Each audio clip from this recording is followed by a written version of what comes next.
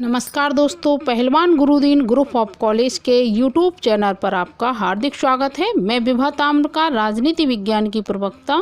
यदि आपने हमारा चैनल अब तक सब्सक्राइब ना किया हो तो प्लीज़ सब्सक्राइब करें, लाइक करें, शेयर करें और बेल आइकन बटन अवश्य दबाएं, जिससे हमारी सारी नोटिफिकेशन आपके पास सबसे पहले पहुँचे।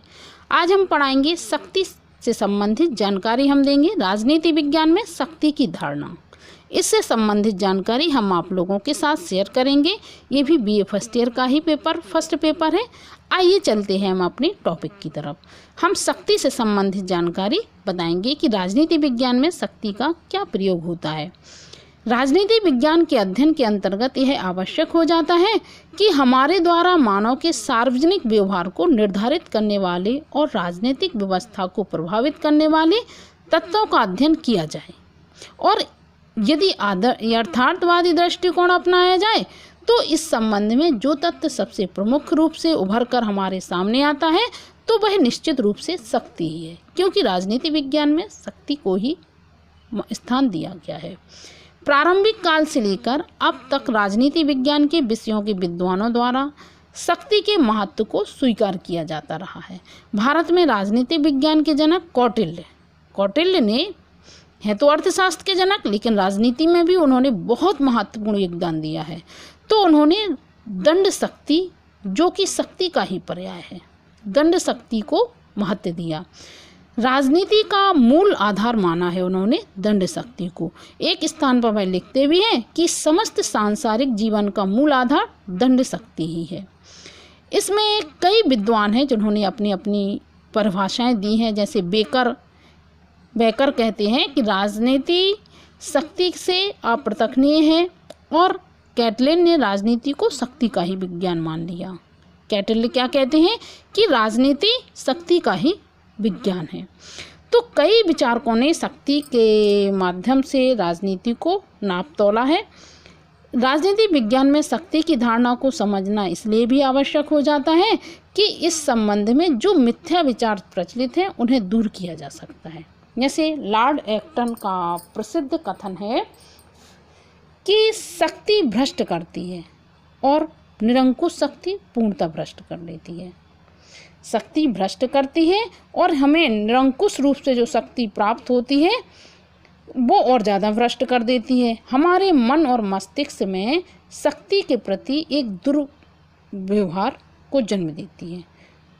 शक्ति जो सामाजिक व्यवस्था के लिए नितांत आवश्यक है, और शक्ति के बिना किसी प्रकार की सामाजिक व्यवस्था की कल्पना नहीं की जा सकती है।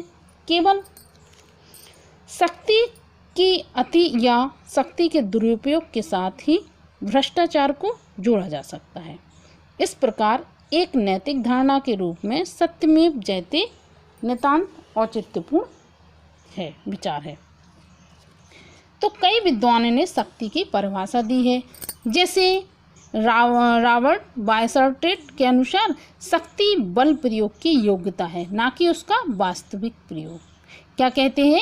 शक्ति बल प्रयोग की योग्यता है, ना कि उसका वास्तविक प्रयोग करना।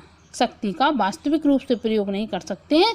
यदि हमारे बल है, शक्ति हमें मिली है, तो हम उसकी बल प्रयोग की योग्यता कर सकते हैं, उसका वास्तविक रूप में प्रयोग नहीं कर सकते। मैकाइवर लिखते हैं कि शक्ति होने से हमारा अर्थ व्यक्तियों या व्यक्तियों के व्यवहार को नियंत्रित करने से है। व्यक्ति तथा व्यक्ति के व्यवहार को नियंत्रित करना, विनियमित करने या निर्देशित करने की क्षमता से है। क्योंकि समाज में कुछ अच्छे व्यक्ति भी होते हैं, कुछ बुरे व्यक्ति भी होते हैं, तो उन्हें हम शक्ति से ही परख सकते हैं, और शक्ति से ही वह, जब तक किसी भी व्यक्ति को भय ना हो तो वह सही मार्ग पर नहीं चल पाता है। मार्गेनथाउ शक्ति का प्रयोग करने वालों तथा उनके बीच जिन पर इसे लागू किया जा रहा है एक मनोवैज्ञानिक संबंध होता है। शक्ति में वह प्रत्येक वस्तु सम्मिलित है जिसके माध्यम से व्यक्तियों का नियंत्रण स्थापित किया जाता है तथा उसे बनाए रखा जाता है।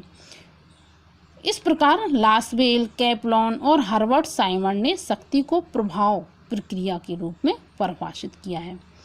तो जैसे लासवेल और कैपलान की उपयुक्त धारणाओं के अंतर्गत शक्ति को प्रभाव का पर्यायवाची माना गया है। कुछ परिस्थितियों में यह सत्य होता है लेकिन सभी परिस्थितियों में नहीं होता है।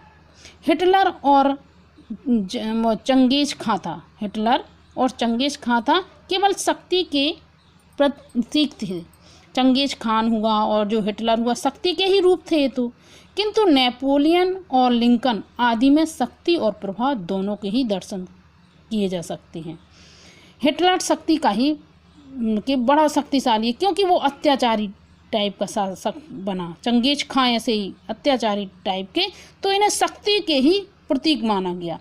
किंतु नेपोलियन और लिंकन आदि जो हैं शक्ति और प्रभाव इनकी दोनों देखे जा सकती हैं, दोनों इसमें देखे जा सकते हैं। शक्ति और प्रभाव दोनों प्रभावित व्यक्ति के व्यवहार को परिवर्तित करती हैं, किंतु उस व्यक्ति का व्यवहार शक्ति के कारण परिवर्तित हुआ या प्रभाव के कारण, इसका निर्णय स्वयं वही कर सकता है।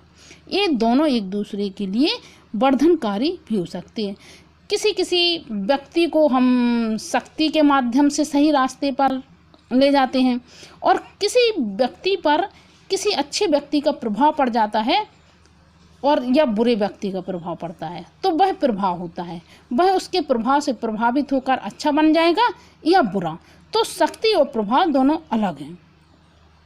वास्तव में शक्ति मानव जीवन का एक सरल तत्व होने के स्थान पर बहुत अधिक जटिल और मैकाइवर के अनुसार एक बहुपक्षीय तत्व है। इसमें राजनीतिक शक्ति के संबंध में हम 3 बातें कहते हैं। जैसे प्रथम में राजनीति शक्ति धारण करने वालों में उच्च अधीनस्थ संबंध प्रकट होना स्वाभाविक है।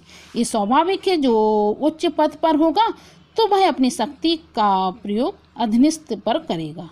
कुछ भी चीज़ है तो क्योंकि वो इस पदाधिकारियों पे है तो अधीनस्थ जो उसके काम करेगा तो वह इतना समझदार होता है कि ये हमारे बॉस हैं, ये हमारे साहब हैं, तो इनका जो हमें कार्य दिया जा रहा है तो वो हमें नियम पूर्वक करना है, तो उच्च अधीनस्थ में प्रकट होता स्वाभाविक होता है। द्वितीय में क्या आ जाता है कि राजनीतिक शक्ति का प्रयोग जनता पर होता है और उसे सत्ता का प्रयोग करने वालों की बात माननी होती है।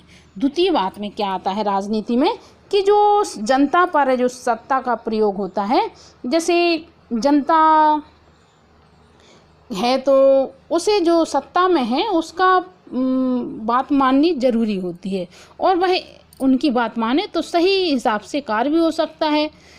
अगर नहीं मानता है वह तो उसे दंड का भी अधिकारी होना पड़ता है।